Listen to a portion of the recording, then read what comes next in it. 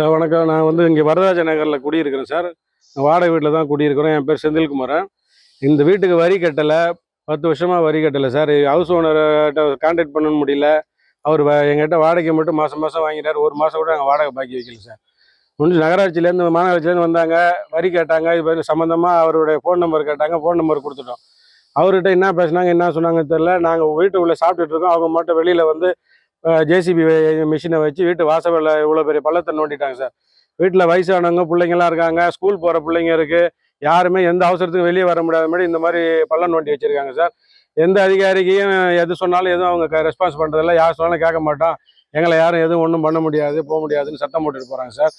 இப்போ நாங்கள் போய் போலீஸ் ஸ்டேஷனில் கம்ப்ளைண்ட் ஒன்று கொடுத்துட்டு வந்திருக்கோம் சார். இந்த கம்ப்ளைண்ட் கொடுத்ததுக்கப்புறம் இப்போ யார் சொன்னாங்க தெரியல. இப்போ மாநகராட்சியில் 2 பேர் பாதி மண் அரையும் குறையமாக தள்ளிட்டு பத்திரிகைக்காரங்களை வர சொன்னதுனால இப்போ அவசரமாக கிளம்பி ஓட்டாங்க சார். நாங்கள் வீட்டிலேருந்து எப்படி வெளியே வர்றது, எப்படி போகிறது, என்னான்னு ஒன்றுமே புரியல சார்.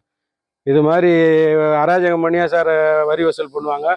வரி வசூல் ஆகலைன்னா வீட்டு ஓனர் தானே சார் நடவடிக்கைனா. வாடகை குடியிருக்கிறவங்களை கொடுமை பண்ணால் எப்படி சார் இது நியாயமான விஷயமா இருக்குது? இது எங்கே போய் சொல்கிறது? இது அரசாங்கத்தில் இருக்கிறவங்களையும் இந்த மாதிரி செஞ்சா அப்போ நாங்கள் பொதுமக்கள் யார்கிட்ட போய் நியாயத்தை கேட்க முடியும்? நம்ம பெரிய அதிகாரிகள்லாம் இது உடனடியாக இதை பற்றி நடவடிக்கை எடுத்து இன்னும் எதுவும் எங்களுக்கு தீர்வு கிடைக்கணும் சார். நியாயத்தை நாங்கள் எதிர்பார்க்குறோம் சார். இனி யாருக்கும் இந்த மாதிரி ஒரு அநியாயம் நடக்கக்கூடாதுன்றது தான் சார் என்னுடைய பெரிய இதாக இருக்குது, வேண்டுகோளாக இருக்குது சார்.